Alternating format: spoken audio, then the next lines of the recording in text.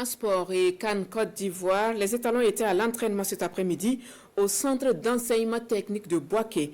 On le sait depuis hier, le Burkina Faso sera face au Mali en huitième de finale et les étalons étaient donc au complet pour le rassemblement du jour avec le regard tourné vers Korogo, lieu de la prochaine escale. La Sina Sawadko.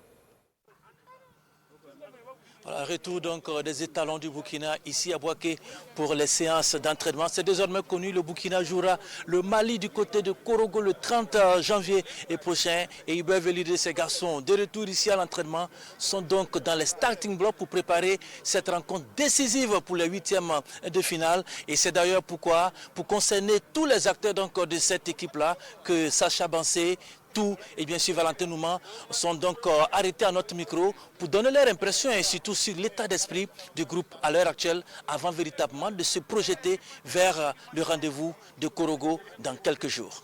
On ne repasse encore, mais on va faire ça les prochains jours. Mais on sait que le Mali sont vraiment forts.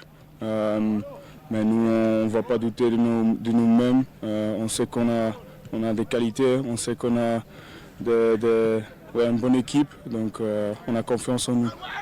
Au jour d'aujourd'hui, le Burkina aussi n'est pas une petite équipe.